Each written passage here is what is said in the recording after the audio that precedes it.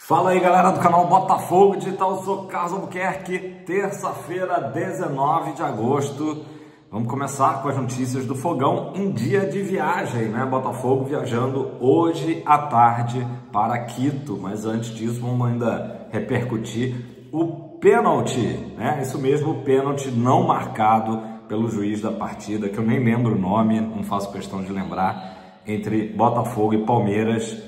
Um pênalti que poderia ter dado, inclusive, números mais justos ao placar, né? Se tivesse sido marcado e, evidentemente, se o Botafogo tivesse anotado, né? O Giai do Palmeiras deu aquela pancada, né? Por trás ali na perna do Tuco Correia. E ontem, obviamente, que os programas esportivos repercutiram. O Sport TV, por exemplo, o André Rizek falou, olha, não precisa nem mostrar a imagem, né? A imagem já é autoexplicativa. O que a gente precisa entender e cobrar é uma explicação da CBF do porquê, né, do pênalti. Primeiro, não ter sido marcado em campo. Isso às vezes acontece, de repente a visão do árbitro não era melhor, né? Eu não lembro ali exatamente qual era a posição do juiz. Mas por que que o VAR não chamou, né? Não recomendou? Então o Rizek cobrou isso, né? Até para a gente entender. Ele falou assim, olha, como o pênalti é muito claro, é muito nítido, é muito pênalti, como se diz por aí, a gente precisaria saber se houve alguma irregularidade na jogada, o que, né, cá entre nós não houve, ou simplesmente poderia a CBF chegar e dizer, olha, houve um erro aqui, o pênalti tinha que ter sido recomendado pelo VAR, né? E isso não aconteceu, porque de fato é o tipo do pênalti. O próprio Rizek lembrou que daqui uma rodada, duas, três, vai ser marcado em outras partidas, porque o Palmeiras, né, acaba sendo, parece que sempre privilegiado, né, pela arbitragem, né? Não estamos aqui, né, levantando nenhuma lebre, mas vocês que me assistem sabem disso, né? O Palmeiras teve um pênalti mandrake marcado no início do campeonato contra o Sport, né, lá na Ilha do Retiro, fora outros pênaltis também, teve um recente também. Então, por que, né, desse privilégio aí para a Sociedade Esportiva Palmeiras? Mas enfim, Botafogo ficou com 29 pontos, se manteve em quinto lugar. Ontem Mirassol empatou em casa em 1-1 com o Cruzeiro, foi um resultado, né, que nos manteve em quinto lugar, mas estamos ali junto do Bahia e do São Paulo, né? O campeonato ainda está meio difícil até da gente conseguir contextualizar, porque o Botafogo tem 2 partidas a menos, por exemplo, então tem muito essa questão de jogos em atraso, né? De qualquer forma, é o que eu falei aqui ontem, o título brasileiro hoje não faz parte do radar do Botafogo. Tudo pode mudar, de repente em 3 rodadas os líderes perdem, o Botafogo vence, né? E a diferença pode diminuir, mas no momento realmente a briga do Botafogo é pelo G4, né? Então, apesar da derrota na rodada, o Botafogo se manteve no G5, o que é uma boa notícia. No final de semana, domingo, Alfredo Jaconi, Caxias do Sul, 18h30, o Botafogo vai enfrentar o Juventude, né? Jogo fora de casa, enquanto as equipes do G4 jogarão em casa, né? Em tese aí, uma vantagem para eles, mas acho que o Botafogo tem totais condições de vencer o Juventude lá na Serra Gaúcha. Claro que o grande jogo da semana, já vamos falar dele, é o jogo de quinta, e até a gente precisa entender, né? Tomara, né, tudo dando certo, o Botafogo volte de Quito na sexta-feira com a classificação e possa fazer um jogo ali, inclusive com alguns jogadores, equipe alternativa, descansar alguns titulares no domingo, mas que ainda assim o Botafogo consiga, né, para fechar a semana, né, que iniciou com a derrota contra o Palmeiras, fechar bem com a classificação na Libertadores e com 3 pontos no Brasileirão no domingo, beleza? Então, essa é a nossa expectativa. Fala um pouco da programação do Botafogo. O Botafogo ainda faz um treinamento essa manhã, no momento que eu estou gravando aqui, essa manhã ainda faz um treinamento no Lonier e em seguida viaja para a capital equatoriana, né? Altitude 2.800, sei lá quantos metros, muito alto lá em Quito. O Botafogo viaja num voo fretado, né? O que é uma vantagem, menos desgastante, um voo direto Rio de Janeiro-Quito, né? E aí, amanhã, o Botafogo faz um treinamento apenas lá na altitude, no CT do Independente Del Valle, né? O rival da LDU, para depois, na quinta-feira, às 7 da noite, horário do Brasil, 5 da tarde, horário local, enfrentar a equipe equatoriana no estádio Casablanca, né, no estádio da LDU. Gente, é um jogo que o Botafogo carrega uma vantagem, aquele gol, né, ali, The Flash, né, 13 segundos de jogo do Arthur, que a gente tem que levar a nosso favor, né? É o famoso cozinhar o jogo, né, que os sul-americanos fazem tão bem. O Botafogo tem que justamente cozinhar a partida, aproveitar que o Botafogo, apesar dos desfalques na própria zaga, né, tem uma defesa sólida, né, tem uma força defensiva, não pode dar mole como deu, né, e tomamos o gol do Palmeiras, por exemplo, mas eu acredito que o Botafogo consiga cozinhar o jogo, e o jogo pode até se tornar favorável, porque a LDU vai ter que sair para o jogo e naturalmente vai deixar espaços para o ataque do Botafogo. Então é o momento da gente contar, claro, com a velocidade do Arthur, com, de repente, o Matheus Martins, que se não começar jogando, certamente entrará no decorrer da partida, até porque, mais do que nunca, é um jogo para o David Ancelotti utilizar as 5 substituições por causa do oxigênio, né? Pulmão para os jogadores.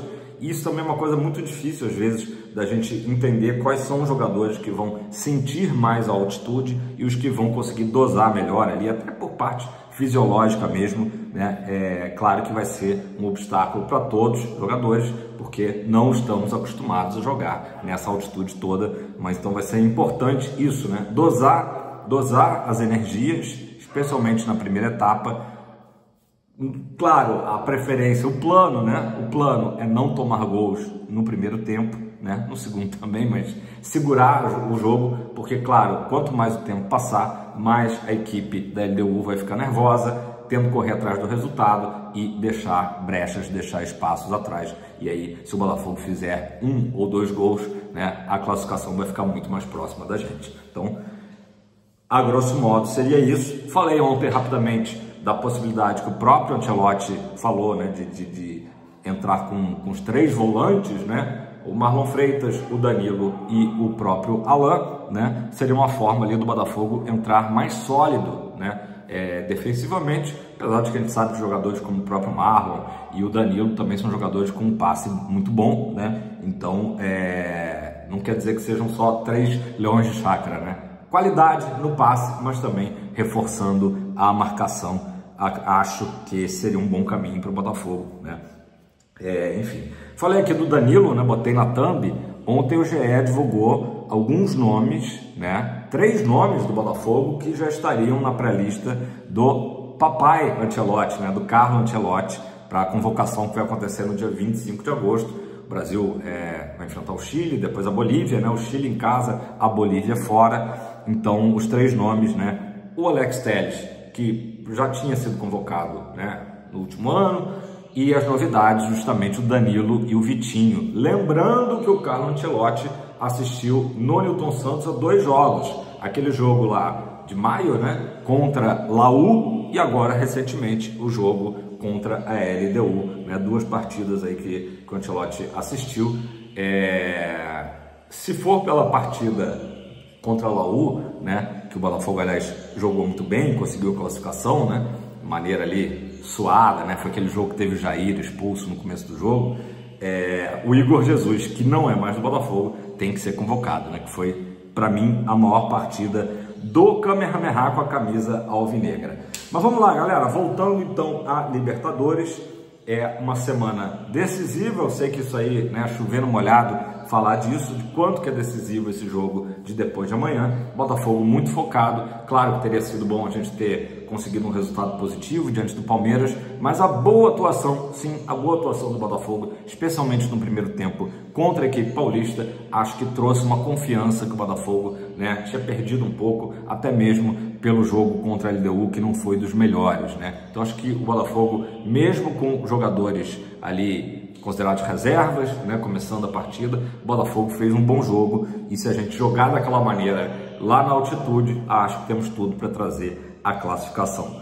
Beleza? Galera, para a gente fechar esse vídeo de hoje, 2 assuntos rapidinhos. Um eu já falei aqui ontem, né, já dei um spoiler, que eu acho que eu vou mudar aqui o modus operandi do canal talvez passe a gravar à noite, tá? Isso talvez a partir de amanhã, então fique atento se amanhã o vídeo não entrar de manhã, vocês já sabem. Enfim, estou aqui ainda me organizando, né? Conto com a colaboração, paciência de todos vocês nisso aí. E o segundo assunto é o Alex Vinícius, né? O Botafogo fez a proposta, a gente sabe que essa proposta para o Atlético Goianiense, ela está na casa dos 10 milhões de reais, só que o clube rubro-negro, né, o Dragão, está fazendo jogo duro e quer essa grana à vista, isso mesmo. Faz o Pix Botafogo, né? Enfim, a diretoria, né, o presidente do Atlético Goianiense, alegou que não dá para ficar recebendo em 1000 parcelas, né? Falou assim, porque precisa do dinheiro para trazer, né, um jogador para suprir o que seria a ausência aí do Alex Vinícius. Isso complica a negociação, deu uma travada, porque a gente sabe como é que o Botafogo faz, né? Aliás, é normal no futebol mundial, não é só o Botafogo, né? Parcelar os pagamentos para ajudar o fluxo de caixa, né? Para ajudar o fluxo de caixa. Então, acho difícil que o Botafogo chegue e pague essa grana, mas como é uma posição aí urgente do Botafogo ter um zagueiro, vamos ver como é que vai andar a negociação. De repente o Botafogo fala, olha, a gente topa pagar à vista, mas a gente vai baixar, né, o valor, né? Isso, negociação na mesa. Gente, não vou nem entrar em assunto de SAF, porque tá uma confusão danada, todo mundo, né, cada hora surge uma notícia, a SAF do Botafogo, a Eagle, a área, né? A gente só espera, eu sinceramente só espero que isso se resolva o mais rápido possível e o mais importante até, da melhor forma possível para o nosso glorioso, né? O ideal seria que o John Textor continuasse à frente. Se fala em fundo grego, o próprio John Textor, né, contando com a ajuda do Evangelos Marinakis, se fala em filho de rei dos Emirados Árabes, se fala em fundo italiano, se fala até num milionário também, bilionário brasileiro. Muita gente, claro, de olho na SAF do Botafogo, né, que é hoje, né, super valorizada. De qualquer maneira, que o melhor aconteça para o nosso clube, né? Eu gostaria realmente que as coisas continuassem da maneira que estão, porque a gente sabe, por mais que a gente critique às vezes algumas coisas da atual SAF do Botafogo, no geral o saldo é muito positivo. Beleza? É isso. Não esquece de deixar o like, não esquece de comentar e tamo junto. Um abraço. É tempo de fogão, sempre pra cima.